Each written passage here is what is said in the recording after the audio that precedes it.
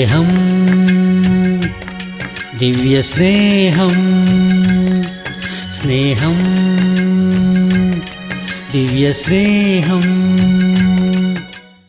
അതുനിമിത്തം ഞാൻ സ്വർഗത്തിലും ഭൂമിയിലുമുള്ള സകല കുടുംബത്തിനും പേർ വരുവാൻ കാരണമായ പിതാവിന്റെ സന്നിധിയിൽ മുട്ടുകുത്തുന്നു. ഇന്ന് മുഴങ്കാലിൽ നിന്ന് പ്രാർത്ഥിക്കാൻ പറഞ്ഞ ചില ആളുകൾക്ക് ഒട്ടും തന്നെ അത് ഇഷ്ടമല്ല.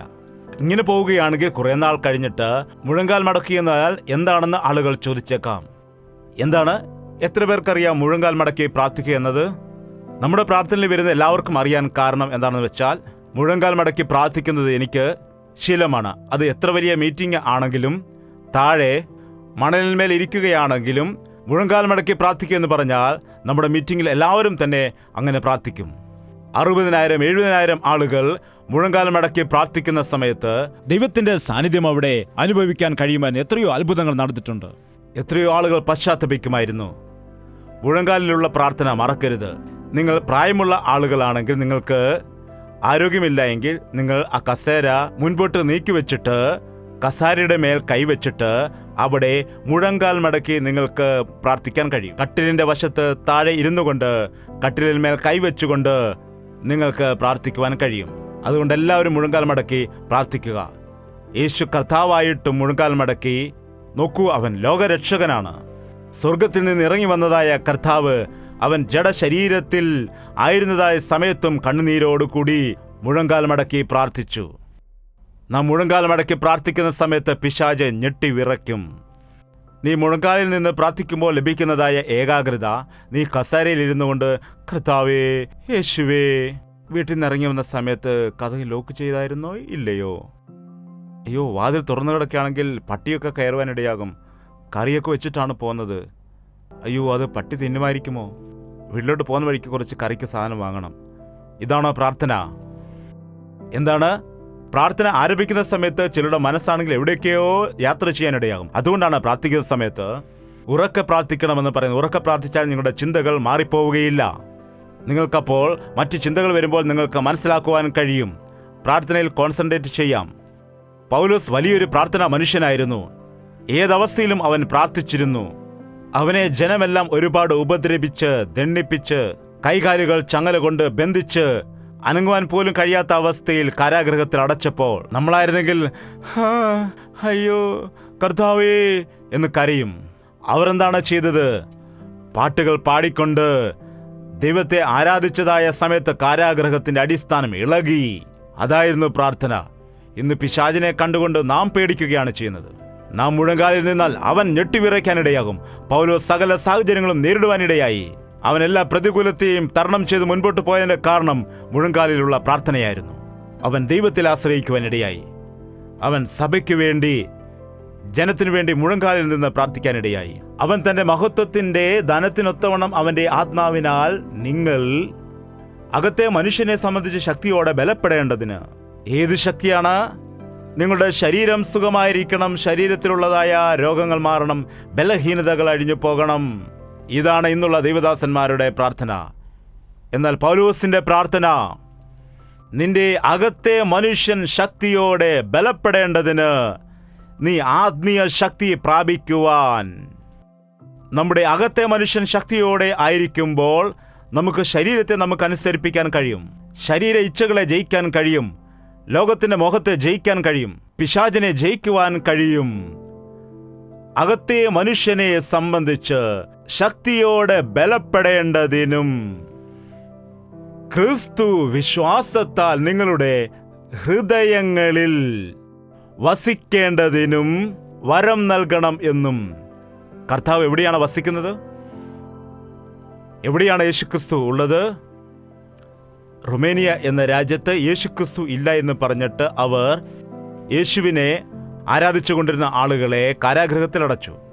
അങ്ങനെയായിരുന്നതായ സമയത്ത് ഒരു പെൺകുട്ടി അവിടെ നിന്ന് ഒരു നല്ല റോസാപുഷ്പം കൊണ്ടുവന്ന് ആ കാരാഗൃഹത്തിൻ്റെ കാവൽക്കാരനായി നിൽക്കുന്ന ആൾക്ക് കൊടുത്തിട്ട് പറഞ്ഞു, ഇന്നെൻ്റെ മമ്മിയുടെ ബർത്ത്ഡേ ആണ്, ഈ റോസാപുഷ്പം എനിക്ക് കൊടുക്കണം അങ്കിൾ എന്ന് പറഞ്ഞപ്പോൾ അയാൾ ദേഷ്യപ്പെടാനിടയായി. മിണ്ടരുതെന്ന് പറഞ്ഞു. എന്താണ് അങ്കിൾ അങ്ങനെ ദേഷ്യപ്പെടുന്നത്? യേശു വലിയ ദൈവമാണ്, സ്നേഹവാനാണ്. എവിടെയാണ് യേശു ഉള്ളത്? എവിടെയാണ് ദൈവമുള്ളത്? എവിടെയാണ് യേശു? അയ്യോ, എന്താണെങ്കിൽ ഇതുപോലും അറിയില്ലേ? യേശു എൻ്റെ ഹൃദയത്തിലാണ് വസിക്കുന്നത്. എവിടെയാണുള്ളത്? ഇതുപോലും അറിയില്ലേ നിങ്ങൾക്ക്? യേശുക്രിസ്തു ഹൃദയത്തിൽ വസിക്കുന്നതായ ദൈവമാണ്. കർത്താവ് നമ്മുടെ ഇടയിൽ ജീവിക്കുവാൻ ആഗ്രഹിക്കുന്നു, നമ്മുടെ ഹൃദയത്തിൽ ജീവിക്കാൻ ആഗ്രഹിക്കുന്നു. നിന്റെ ഹൃദയത്തിൽ കർത്താവ് ഉണ്ടോ? നിന്റെ ഹൃദയം വിശുദ്ധി അല്ല എങ്കിൽ നിന്റെ ഹൃദയത്തിൽ ദൈവം വസിക്കുകയില്ല. നിന്റെ ഹൃദയത്തിലേക്ക് കർത്താവിനെ നീ ക്ഷണിച്ചില്ലെങ്കിൽ അവൻ നിന്റെ ഹൃദയത്തിലേക്ക് വരികയില്ല. ഇതാ ഞാൻ വാതിൽക്കൽ നിന്നുകൊണ്ട് മുട്ടുകയാണ്. ആരെങ്കിലും എൻ്റെ ശബ്ദം കേട്ട് വാതിൽ തുറന്നാൽ ഞാൻ അകത്തേക്ക് വരും. തുറന്നില്ലെങ്കിൽ വാതിൽ പൊളിച്ചു വരുമെന്നുണ്ടോ? വാതിൽ തുറന്നില്ല ഞാൻ തല്ലുമെന്നുണ്ടോ? നീ തുറക്കൂ എൻ്റെ മകനേ, നിന്റെ വാതിൽ തുറക്കൂ. ആ പിക്ചർ നിങ്ങൾ കണ്ടിട്ടുണ്ടായിരിക്കും, വാതിൽക്കൽ യേശു നിൽക്കുന്നതായിട്ട്. കയ്യിലൊരു റാന്തൽ വിളക്കുണ്ട്. ആ വാതിൽപ്പടി നോക്കുമ്പോൾ അതിന്റെ മുകളിൽ കുറെ വള്ളികൾ ഇങ്ങനെ പടർന്ന് കിടക്കുന്നത് കാണാം. അതിന്റെ അർത്ഥം എന്താണ്? ഒരുപാട് ദിവസങ്ങളായിട്ട്, ഒരുപാട് വർഷങ്ങൾ ആയിട്ട് രാത്രിയും പകലും നിന്റെ ഹൃദയത്തിന്റെ വാതിൽക്കൽ നിന്നുകൊണ്ട് അവൻ തട്ടിക്കൊണ്ടേയിരിക്കുകയാണ്. നിന്റെ വയസ്സ് എത്രയാണ്? അത്രയും വർഷങ്ങളായിട്ട് അവൻ നിന്റെ ഹൃദയത്തിന്റെ വാതിൽ തട്ടുന്നു. എന്നാൽ നീ അത് തുറന്നില്ല. വാതിൽ തുറന്നു കൊടുത്താൽ നീ ഭാഗ്യവാനാണ്. എൻ്റെ ഹൃദയത്തിൻ്റെ വാതിൽ ഞാൻ 18-ാമത്തെ വയസ്സിൽ കർത്താവിനെ തുറന്നു.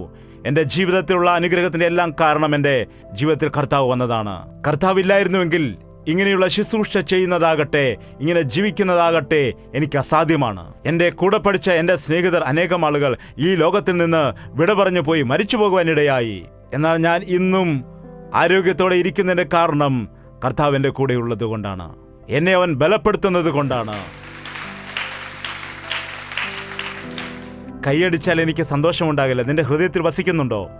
എങ്കിൽ എനിക്ക് സന്തോഷമുണ്ടാകും. കർത്താവ് ഹൃദയത്തിൽ ഉള്ളവർ, കർത്താവ് ഹൃദയത്തിൽ വസിക്കുന്നവർ മാത്രം കൈകളടിക്കുക.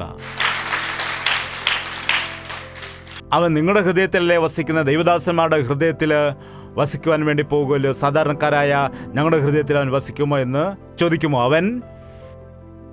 അവൻ എവിടെയാണെങ്കിലും അവൻ ലോകത്തിൽ ജഡശരീരത്തിൽ ആയിരുന്ന സമയത്ത് ഗലീലയിലാണെങ്കിൽ നസ്രയത്തിൽ കാണില്ലായിരുന്നു, നസ്രയത്തിലാണെങ്കിൽ യെരൂശലേമിൽ കാണില്ലായിരുന്നു. അവൻ ശരീരത്തിൽ ആയിരുന്നപ്പോൾ ഒരു സ്ഥലത്ത് മാത്രമേ ഉണ്ടാകുമായിരുന്നുള്ളൂ. എന്നാൽ ഇപ്പോൾ അവൻ ആത്മസ്വരൂപൻ ആയിരിക്കുന്നത് കൊണ്ട് എവിടെയാണെങ്കിലും എത്ര ആളുകളിലും അവന് ജീവിക്കുവാൻ കഴിയും. അതുകൊണ്ടാണ് ലോകത്തിന്റെ പാപം ചുമക്കുന്നതായ ദൈവത്തിന്റെ കുഞ്ഞാടായി സകല മനുഷ്യരുടെയും പാവപരിഹാരത്തിനായി അവൻ അറുക്കപ്പെട്ടത്. അവൻ ഒറ്റ പ്രാവശ്യമായി ക്രൂശിൽ ബലിയായി തീരുവാനിടയായത്. ക്രിസ്തു നിങ്ങളുടെ ഹൃദയത്തിൽ വിശ്വാസത്താൽ വസിക്കേണ്ടതിന്. ഒരു കലണ്ടർ വെച്ചിട്ട് അല്ലെങ്കിൽ യേശുക്രിസ്തുവിന്റെ ഫോട്ടോ കണ്ടിട്ട് ഇങ്ങനെയാണ് ഇരിക്കുന്നതെന്ന് ആരും വിചാരിക്കരുത്. യേശുക്രിസ്തു എങ്ങനെയാണെന്ന് ആർക്കും അറിയില്ല. യേശുവിന്റെ ഫോട്ടോ ഒരു ചിത്രകാരന്റെ ഭാവന മാത്രമാണ്. ആ കാലത്ത് യേശുവിന്റെ ചിത്രം ആരും എടുത്തിട്ടില്ല. അന്ന് ഫോട്ടോസ് ഒന്നും ഇല്ലായിരുന്നു. വീഡിയോസ് ഒന്നും ഉണ്ടായിരുന്നെങ്കിൽ നല്ലതാണെന്ന് ഞാൻ വിചാരിക്കാറുണ്ട്. എന്നാൽ ആ കാലത്ത് ഫോട്ടോസ് ഒന്നും ഇല്ലായിരുന്നു. ആരും അവന്റെ ഫോട്ടോ എടുക്കുവാനിടയായില്ല.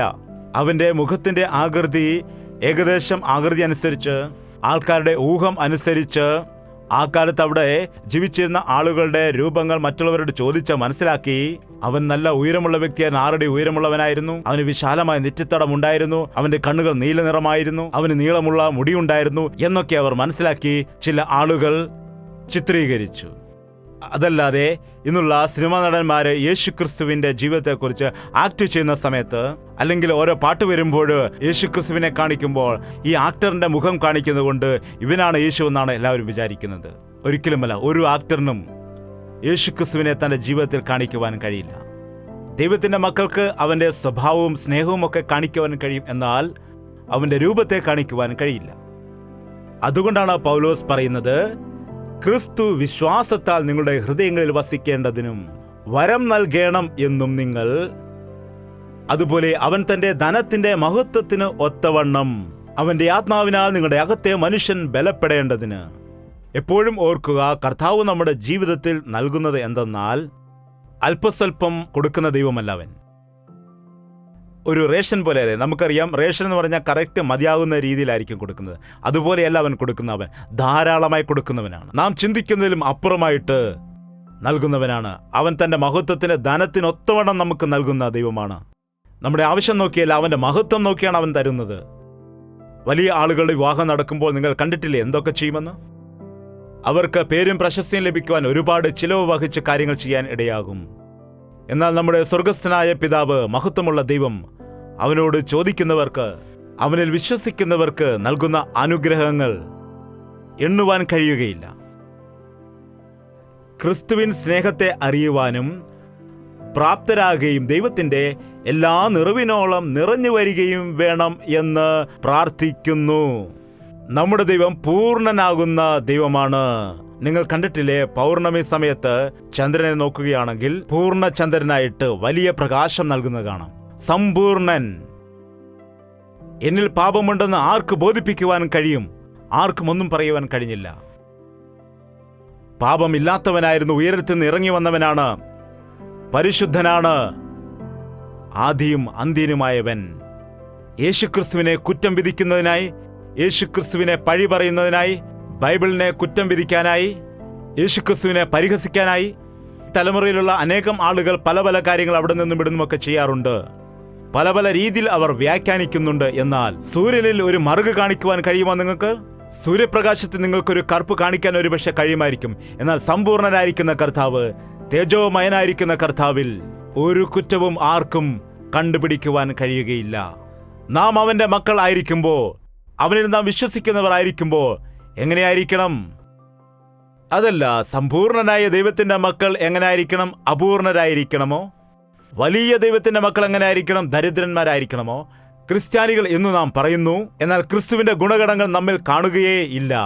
വിശ്വാസികളെന്ന് പറയുന്നു, എന്നാൽ വിശ്വാസം നമ്മുടെ ജീവിതത്തിൽ അല്പം പോലും കാണുന്നില്ല. ഒരാൾ നെയ്ക്കുമ്പളം എന്ന് പറഞ്ഞ് വിൽക്കാൻ വന്നപ്പോൾ അമേരിക്കയിൽ വളർന്നതായ ഒരു പെൺകുട്ടി വന്ന് നെയ്യ് എവിടെ നിന്ന് വാങ്ങിക്കണമെന്ന് അറിയാതെ നെയ്ക്കുമ്പളം എന്ന് പറഞ്ഞു കേട്ടിട്ട് ഇവിടെ വരുമെന്ന് പറഞ്ഞു. കുമ്പളങ്ങ വാങ്ങിയിട്ട് മുറിച്ചു നോക്കിയിട്ട് നെയ്യ് വരുമെന്ന് പറഞ്ഞ പാത്രത്തിൽ ഒഴിക്കുകയാണ്. അതിന്റെ മണം നോക്കിയപ്പോൾ നെയ്യുടെ മണം പോലുമില്ല. അതിന്റെ പേര് നെയ്ക്കുമ്പളം എന്നാണ്. നെയ്യ് എവിടെയാണ്? അതുപോലെ നമ്മുടെ പേര് വിശ്വാസികളാണ്. വിശ്വാസം എവിടെ? വിശ്വാസമില്ല. വിശ്വാസം ഇല്ലെങ്കിൽ ദൈവത്തെ പ്രസാദിപ്പിക്കുന്നത് സാധ്യമല്ല. നിങ്ങൾ സമ്പൂർണരായ ദൈവത്തിങ്കൽ പരിപൂർണരായി മാറേണ്ടതിന് നാം എത്ര പൂർണ്ണരാകാൻ ശ്രമിച്ചാലും നമുക്ക് അങ്ങനെ കഴിയുകയില്ല.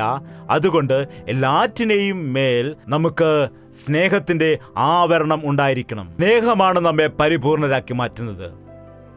അതുകൊണ്ടാണ് 10 കൽപ്പനകൾ കർത്താവ് 2 കൽപ്പനയാക്കി മാറ്റിയത്. നിന്റെ പൂർണ്ണ ഹൃദയത്തോടും പൂർണ്ണ ശക്തിയോടും പൂർണ്ണ ആത്മാവോടും കൂടി നിന്റെ ദൈവമായ കർത്താവിനെ നീ സ്നേഹിക്കുക. നിന്നെ പോലെ നിന്റെ അയൽക്കാരനെയും സ്നേഹിക്കൂ. അപ്പോൾ നീ പൂർണ്ണനായി മാറും. നീ എന്റെ കൽപ്പന അനുസരിക്കുന്നവനായി മാറും. നീ പൂർണ്ണനായി തീരും. ഈ കാലത്ത് നോക്കുക, ദൈവത്തെക്കാൾ കൂടുതൽ ലോകത്തെ സ്നേഹിക്കുന്നവരാണ്. ഇന്നുള്ള ക്രിസ്ത്യാനികൾ പോലും അങ്ങനെയാണ്. ഇന്ന് നിന്റെ ജീവിതത്തിൽ ഏറ്റവും പ്രധാനപ്പെട്ടത് എന്താണെന്ന് ചോദിച്ചാൽ മുൻപും പിൻപും നോക്കാതെ തന്നെ പറയാൻ കഴിയും സമാധാനമെന്ന്. നിനക്കുള്ള സകലതും എടുത്തു മാറ്റും, ഒന്ന് മാത്രം നിനക്ക് നൽകും. നിനക്ക് എന്ത് വേണം പറയൂ. അപ്പോൾ ബൈബിൾ എന്ന് പറയുമോ? എന്താണ് പറയുന്നത്? ആ സെൽഫോൺ മാത്രം എനിക്ക് തന്നാൽ മതി, വേറെ ഒന്നും എനിക്ക് ആവശ്യമില്ല. അതിൽ കൂടി ഫുഡ് ഓർഡർ ചെയ്യാൻ കഴിയും, എന്ത് വേണമെങ്കിലും വാങ്ങിക്കാം, ഹോം ഡെലിവറി ചെയ്യും. അതെനിക്ക് കയ്യിൽ കിട്ടിയാൽ മതി. അതെനിക്ക് നല്ല നേരം പോക്കാണ്. പിശാച് എൻ്റെ കയ്യിൽ തന്നെ ഇരിക്കും. നെറ്റിൽ കയറി നോക്കാൻ കഴിയും, ഗൂഗിളിൽ കയറി സെർച്ച് ചെയ്യാൻ കഴിയും, എല്ലാ കാര്യങ്ങളും നോക്കാൻ കഴിയും. ആ ചപ്പും ചവറും ഒക്കെ എനിക്ക് നോക്കാൻ കഴിയും. എല്ലാം നോക്കിയിരുന്നിട്ട് ഉറക്കം വരാതെ രാത്രി മുഴുവൻ തലചൊറിഞ്ഞുകൊണ്ട് ഇരിക്കാം. എന്താണിത്? ഈ സ്ക്രീനിൽ നോക്കിക്കൊണ്ട് ഇരിക്കുന്നവർക്ക് ഏറ്റവും കുറഞ്ഞ 2-3 മണിക്കൂർ കണ്ണുകൾക്ക് വിശ്രമമില്ല എങ്കിൽ നിങ്ങൾക്ക് ഉറക്കം വരികയില്ല. നിങ്ങൾക്ക് 12 മണിക്ക് കിടന്ന് ഉറങ്ങണമെങ്കിൽ ഒരു രാത്രി 9-9:30 ആകുമ്പോഴത്തേന് നിങ്ങളുടെ സെൽഫോൺ ഓഫ് ചെയ്യണം. എങ്കിലേ നിങ്ങൾക്ക് ഉറക്കം വരികയുള്ളൂ. 12 മണിക്ക് കിടന്നുറങ്ങാൻ വേണ്ടി 12 മണി വരെ നിങ്ങൾ സെൽഫോൺ നോക്കിയിരുന്നാൽ നിങ്ങൾക്ക് 3 മണി വരെയും ഉറക്കം വരികയേ ഇല്ല. അതുകൊണ്ടാണ് ഇന്നുള്ള മനുഷ്യനൊന്നും നേടുവാൻ കഴിയാത്തത്, അവരുടെ മനസ്സിനെ നശിപ്പിക്കുന്നത്. നിന്റെ ഹൃദയത്തിൽ പാപമുണ്ട്. വെളിയിലെ പാപം കാണുമ്പോൾ നിന്റെ ഹൃദയത്തിലെ പാപം തുള്ളിച്ചാടും. വെളിയിൽ പാപമുണ്ട്, നിന്റെ ഹൃദയത്തിലും പാപമുണ്ട്. ഹൃദയം എല്ലാറ്റിനേക്കാളും കപടവും വിഷമവുമുള്ളത്. ദാവീദ് പറയുകയാണ്, മനുഷ്യൻ പാപത്തെ ഹൃദയത്തിൽ സംഗ്രഹിച്ചിരിക്കുന്നു. പാപത്തെ എന്താണ് ചെയ്യുന്നത്?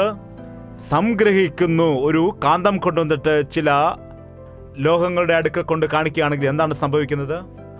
അവിടെ സ്വർണമുണ്ടെങ്കിൽ കാന്തത്തിനോട് പറയും, നീ സ്വർണത്തെ ആകർഷിക്കൂ. അതിന് എത്ര വിലയാണെന്നറിയാമോ? തുരുമ്പ് പിടിച്ചതായ ഇരുമ്പിന്റെ വസ്തുക്കൾ എന്തിനാണ് നീ അത് മാത്രം ആകർഷിക്കുന്നത് എന്ന് നീ 1 മണിക്കൂർ പ്രസംഗിച്ചിട്ടും വീണ്ടും ഇങ്ങനെ കാണിക്കൂ. എന്താണ് ആകർഷിക്കുന്നത്? അതിന്റെ സ്വഭാവമാണത്, മനുഷ്യന്റെ സ്വഭാവമാണത്. എല്ലാ വ്യക്തികളിലും നല്ലതുണ്ട്, നല്ലത് നാം എടുക്കുകയില്ല. ഓരോരുത്തരുമുള്ളതായ ചീത്തയായ വശങ്ങൾ മാത്രമാണ് നാം എടുക്കാറുള്ളത്. എന്താണ്? പാപം നാം എടുക്കുകയാണ്. അതുകൊണ്ടാണ് ദിവസം ചെല്ലുന്തോറും ലോകം നശിച്ചുകൊണ്ടിരിക്കുകയാണോ നല്ലതാവുകയാണോ? ദിവസം തോറും ദോഷമുള്ളതായി മാറുന്നു. കാരണം എൻ്റെ കുറ്റങ്ങൾ നീ കണ്ടുപിടിക്കുന്നു, നിന്റെ കുറ്റങ്ങൾ ഞാൻ എടുക്കുന്നു. എല്ലാവരും കുറവുകളും കുറ്റങ്ങളും മാത്രം എടുക്കുന്നു. അതുകൊണ്ട് മുൻപോട്ട് പോകുന്തോറും ലോകം നശിക്കുന്നു. ദൈവം ഭൂമിയെ ആദ്യം നോക്കിയപ്പോൾ ഭൂമി അതിക്രമം കൊണ്ട് നിറഞ്ഞുപോയിരുന്നു. പണ്ട് കാലത്ത് പറയുമായിരുന്നു, മനുഷ്യന് ഒരു വാക്കും പശുവിനൊരു അടിയും മതിയെന്ന്. എന്നാൽ ഇന്ന് പശുവിനോടൊരു വാക്ക് പറഞ്ഞാൽ, ഇങ്ങോട്ട് വരാൻ പറഞ്ഞാൽ അത് ഓടി വരും. എന്നാൽ മനുഷ്യനോട് പറയുകയാണ്, ഇവിടെ വാടാ എന്ന് പറഞ്ഞാൽ വരുമോ? വാടാ വാടാ വാടാ എന്ന് വിളിച്ചാൽ അവനെ നിർബന്ധിച്ചിട്ടും അവിടെ ചെന്നിട്ട് അടിച്ചെങ്കിൽ മാത്രമേ വരികയുള്ളൂ. എന്താണ്? മനുഷ്യനിൽ അനുസരണക്കേട് വർദ്ധിച്ചിരിക്കുന്നു. അതുകൊണ്ടാണ് പൗലോസ് പറയുന്നത്, ഇങ്ങനെയുള്ള അനുസരണം കെട്ട ലോകത്തിൽ, ഇങ്ങനെ പാപം പെരുകിക്കൊണ്ടിരിക്കുന്നതായ ദിനങ്ങളിൽ ലോകത്തിന്റെ സ്നേഹത്തിൽ വീണു പോകരുത്. ഈ ലോകത്തിന്റെ സ്നേഹം ദൈവത്തിന് വിരോധമാണ്. അവിശ്വാസികളുമായി ഇണയില്ല പിണ കൂടരുത്. എങ്കിലേക്ക് നോക്കുക, എന്റെ കാൽപാതകളെ പിന്തുടരുക, എന്റെ പൂർണ്ണതയിൽ നിങ്ങളും പൂർണ്ണരായി മാറുക. അതായിരുന്നു പൗലോസിന്റെ ആഗ്രഹം. എന്റെ സഭയിൽ വരുന്ന ആളുകളെല്ലാം, എന്റെ മീറ്റിംഗിൽ വരുന്നതായ എല്ലാ ആളുകളും വലിയ വലിയ ആളുകളായി മാറണം. അവർക്ക് ഒരുപാട് സമ്പത്ത് വർദ്ധിക്കണം. അവർ ഒരുപാട് പണം ഉള്ളവരായിട്ട് വലിയ വലിയ ആളുകളായി മാറണമെന്ന് അവൻ പ്രാർത്ഥിച്ചിരുന്നില്ല. അവർ വിശ്വാസത്തിൽ വളരണം, അവർ തികഞ്ഞവർ ആകണം, അവർ സ്നേഹമുള്ളവരാകണം, അവർ കർത്താവിൽ വിശ്വസിക്കണം. അതിനുവേണ്ടിയാണ് മുഴങ്കാൽ മടക്കി പ്രാർത്ഥിച്ചത്. അവർ നിറഞ്ഞു വരണമെന്ന് പ്രാർത്ഥിച്ചു. നമുക്ക് വായിക്കാം, സ്നേഹത്തിൽ സ്നേഹത്തിൽ സ്നേഹത്തിൽ വേര് ഊന്നി അടിസ്ഥാനപ്പെട്ടവരായി. എത്ര അർത്ഥവത്തായ, എത്ര മനോഹരമായ ദൈവത്തിന്റെ വചനമാണ് നാം വായിക്കുന്നത്. ഇത് ധ്യാനിച്ചു വായിക്കുക, വേഗത്തിൽ വായിച്ചു പോകരുത്. എന്താണ്? നിങ്ങൾ സ്നേഹത്തിൽ വേരൂന്നി. നിങ്ങൾ ആൽമരം കണ്ടിട്ടുള്ളവർ എത്ര പേരുണ്ട്? പറയൂ. വലിയ കാറ്റടിക്കുന്നതായ സമയത്ത് പലപ്പോഴും മറ്റു മരങ്ങളൊക്കെ ഒടിഞ്ഞു പോകുന്നത് നാം കണ്ടിട്ടുണ്ട്. എന്നാൽ നിങ്ങൾ ആൽമരം വീഴുന്നതായിട്ട് നിങ്ങൾ എവിടെയെങ്കിലും കണ്ടിട്ടുണ്ടോ? പറയൂ. എന്തുകൊണ്ടാണ് അത് വീഴാത്തത്? അതിൻ്റെ വേര് പടർന്നിരിക്കുന്നു. വേര് ആഴങ്ങളിലേക്ക് പോകാനിടയാകും. അതുമാത്രമല്ല, എക്സ്ട്രാ അതിന് വേരുകൾ വരും. അത് വളരുന്ന സമയത്ത് എന്തുണ്ടാകും? അതിന് വശങ്ങളിലും പുതുതായിട്ട് വേര് വന്നിട്ട് അത് സ്ഥിരമായി നിൽക്കുവാൻ ഇടയാകും. ആർക്കും അതിനെ കുലുക്കാൻ കഴിയില്ല, വീഴിക്കാൻ കഴിയില്ല. നമ്മുടെ വിശ്വാസവും അങ്ങനെ ആയിരിക്കണം. ഊതിയാൽ താഴെ വീഴുന്നത് ആയിരിക്കരുത്. നമ്മുടെ ഭക്തി എങ്ങനെയുള്ളതാണ്? എന്ന് പറഞ്ഞാൽ വീഴുന്നതാണ്. കാട്ടിൽ പോകാം, കൂട്ടിൽ പോകാം. കാട്ടാനെ കണ്ട പേടിയുണ്ടോ? ഇല്ല. എന്ന് വെച്ചാ എന്താണ്? എന്ന് വെച്ചപ്പോൾ പേടിച്ചു പോയല്ലോ. പിന്നെ ആന വന്നാൽ നീ അങ്ങനെ പേടിക്കാതെ ഇരിക്കും. ക്രിസ്ത്യ വിശ്വാസവും അങ്ങനെയാണ്. ഇന്ന് ഞാൻ കർത്താവിന് വേണ്ടി വിശ്വസിക്കും, മരിച്ചുപോയാലും ഞാൻ എനിക്ക് കർത്താവിന് സാക്ഷിയായി നിൽക്കണം. ആരാടാന്ന് ചോദിച്ചാൽ ഒന്നുമില്ല, നമസ്കാരം എന്ന് പറഞ്ഞു പോകും. അനേകം ആളുകൾക്കും സ്ഥിരമായ വിശ്വാസമില്ല. എൻ്റെ പ്രാണൻ നഷ്ടപ്പെട്ടാലും ശരി, എൻ്റെ ആരോഗ്യം പോയാലും, എൻ്റെ സമ്പത്ത് നഷ്ടപ്പെട്ടാലും ശരി. ഇയ്യോബിനെ നോക്കൂ, സകലതും നഷ്ടപ്പെട്ടു. ദൈവം തന്നു, ദൈവം എടുത്തു. ദൈവത്തെ അവൻ കുറ്റം പറഞ്ഞില്ല. ഈ കാലത്ത് അങ്ങനെ വിശ്വാസമുള്ള ഭക്തന്മാർ എത്ര ആളുകളുണ്ട്? പൗലോസ് പറയുന്നു, സ്നേഹത്തിൽ വേരൂന്നി അടിസ്ഥാനപ്പെട്ടവരായി. ഇനി വായിക്കാം, അടിസ്ഥാനപ്പെട്ടവരായി. സ്നേഹത്തിൽ വേരൂന്നി അടിസ്ഥാനപ്പെട്ടവരായി, വീതിയും നീളവും ആഴവും ഉയരവും എന്തോന്ന് സകല വിശുദ്ധന്മാരോടും കൂടെ ഗ്രഹിപ്പാനും. എന്തുകൊണ്ട് ഗ്രഹിക്കണം? എന്തിനാണ് വിശ്വാസികൾ കൂട്ടായ്മയായി വരേണ്ടത്? എന്തുകൊണ്ടാണ് ഞായറാഴ്ച ദൈവസന്നിധിയിൽ വന്ന് ആരാധിക്കേണ്ടത്? എന്തിനാണ് നാം എല്ലാവരും ഐക്യതയോടുകൂടെ പ്രാർത്ഥിക്കുന്നത്? എന്തിനാണ് നാം എല്ലാവരും ചേർന്ന് സ്തുതിക്കുന്നത്? എന്തിനാണ് നാം എല്ലാവരും ചേർന്ന് പ്രാർത്ഥിക്കുന്നത്? സകല വിശുദ്ധന്മാരോടും കൂടെ ദൈവത്തിന്റെ സ്നേഹത്തിന്റെ ആഴവും ഉയരവും വീതിയും എല്ലാം ഗ്രഹിക്കുന്നതിനു വേണ്ടി. ഈ ഹാള് അളക്കണമെന്നുണ്ടെങ്കിൽ ഒരാൾക്ക് കഴിയുമോ? ഒരാളെ കൊണ്ട് അളക്കാൻ കഴിയുമോ? ഒരാൾക്ക് സാധിക്കുമോ? ഇതിനേക്കാൾ വലിയ ഒരു ഹാളുണ്ട് എന്നുണ്ടെങ്കിൽ, അത് അളക്കണമെന്നുണ്ടെങ്കിൽ അത് ഒരാളെ കൊണ്ട് കഴിയുമോ? ആ മൂലയ്ക്ക് ഒരു ടേപ്പ് പിടിച്ചാൽ ഈ മൂലയ്ക്ക് മറ്റൊരാൾ ടേപ്പ് പിടിക്കണം. ഒരാൾ പെന്നും പേപ്പറും എടുക്കണം. ഒരാൾ അത് എഴുതിയെടുക്കണം. ഇവൻ എഴുതുന്ന സമയത്ത് ഈ മൂലയിൽ നിന്നും ആ മൂലയ്ക്കും അങ്ങോട്ടും ഇങ്ങോട്ടും ഒരു 10 ഏക്കർ സ്ഥലം അളക്കണമെന്നുണ്ടെങ്കിൽ എത്ര ബുദ്ധിമുട്ടാണ്. അങ്ങനെയുള്ളപ്പോൾ ആകാശത്തിന്റെ ഉയരവും സമുദ്രത്തിന്റെ ആഴവുമുള്ള യേശുവിന്റെ സ്നേഹത്തെ അളക്കണമെന്നുണ്ടെങ്കിൽ ഒരാളെ കൊണ്ടത് കഴിയില്ല. യേശുവിൻ്റെ സ്നേഹം അറിയാമെന്ന് ചോദിച്ചപ്പോൾ അറിയാമെന്ന് പറഞ്ഞു. നിങ്ങൾക്ക് എന്തറിയാം? എന്താണ് അറിയാവുന്നത്? നമുക്ക് ഒരു നുള്ളു മാത്രമേ അറിയൂ. എന്താണ്? ഇത്രയേ നമുക്ക് അറിയുവാൻ കഴിയുകയുള്ളൂ. അവൻ്റെ സ്നേഹത്തെ നമുക്ക് അളന്ന് തിട്ടപ്പെടുത്തുവാൻ കഴിയില്ല. അവൻ്റെ സ്നേഹം വർണ്ണിക്കുവാൻ കഴിയില്ല. അത് വിവരിക്കാൻ കഴിയില്ല. അത് വിവരിക്കാൻ വാക്കുകളില്ല. ദൈവത്തിൻ്റെ മക്കൾ എല്ലാവരും ഒരുമിക്കണം. എൻ്റെ സഭയെന്നും നിന്റെ സഭയെന്നും അല്ല. നിങ്ങളൊന്ന് ഓർത്തു നോക്കുക. ഭാരതത്തിലുള്ള എല്ലാ സഭയിലെ ആളുകളും ഒരുമിച്ച് പ്രാർത്ഥിച്ചാൽ, ഒരുമിച്ച് പാട്ടുപാടിയാൽ, ഒരുമിച്ച് ആരാധിച്ചാൽ, ഒരുമിച്ച് ദൈവത്തെ മഹത്വപ്പെടുത്തിയാൽ അത് എത്ര അനുഗ്രഹീതമായിരിക്കും. അത് എത്രമാത്രം ദൈവത്തിന്റെ നാമത്തെ മഹത്വപ്പെടുത്താം. പിശാച് കുടുംബത്തെ ഛിന്നഭിന്നമാക്കുന്നത് പോലെ സഭയെയും ഛിന്നഭിന്നമാക്കുന്നു. ദൈവദാസന്മാരെ വേർതിരിക്കുന്നു. ഞാൻ നിന്നെക്കാൾ വലിയവനാണ്, നീ എന്നെക്കാൾ ചെറിയവനാണ്. നിങ്ങളുടെ സഭ ചെറുതാണ്, എൻ്റെ സഭ വലുതാണ്. ഒരുപാട് ആളുകളുണ്ട്. ഇതൊന്നും ആവശ്യമില്ല. ദൈവസന്നിധിയിൽ വലിയ സഭ, ചെറിയ സഭ, ഒരുപാട് ആളുകളുള്ള സഭ എന്നൊന്നുമില്ല. വലിയ സഭയിലെ പാസ്റ്റർ വലിയ ദൈവദാസൻ, ചെറിയ സഭയിലെ പാസ്റ്റർ ചെറിയ ദൈവദാസൻ എന്നൊക്കെ ആളുകൾ വിചാരിക്കും. ചാർലീസ് സ്പർജൻ എന്ന ഒരു ദൈവദാസൻ, പ്രിൻസ് ഓഫ് പ്രീച്ചർ എന്നാണ് അദ്ദേഹത്തെ വിളിച്ചിരുന്നത്. അദ്ദേഹത്തിന്റെ അടുക്കൽ ഒരു ദൈവദാസൻ പ്രാർത്ഥനയ്ക്ക് പോയി ചെന്ന് പറഞ്ഞു, ദൈവദാസ, ഞങ്ങൾക്ക് വേണ്ടി പ്രാർത്ഥിക്കണം, ഞങ്ങളുടേത് ഒരു ചെറിയ സഭയാണ് എന്ന്. അപ്പോൾ സ്പർജൻ ചോദിച്ചു, ചെറിയ സഭയാണോ? അപ്പോൾ എത്ര ആളുകളുണ്ട്? അധികമൊന്നുമില്ല, ഒരു 50 ആളുകൾ മാത്രമേ ഉള്ളൂ. ദൈവദാസ, ന്യായവിസ്താര സമയത്ത് 50 പേർക്ക് വേണ്ടി കണക്ക് ബോധിപ്പിക്കുന്നത് ചെറിയ പണിയല്ല, വലിയ കഷ്ടമായ കാര്യമാണ്. 50 ആളുകൾക്ക് വേണ്ടി ദൈവസന്നിധിയിൽ കണക്ക് ബോധിപ്പിക്കുന്നത്, നിന്നെ ഏൽപ്പിച്ച സഭയിലെ ഓരോ ആളുകളുടെയും പേരുള്ള കണക്ക് നീ ദൈവസന്നിധിയിൽ ബോധിപ്പിക്കുന്നത് അതൊരു ചെറിയ പണിയല്ല.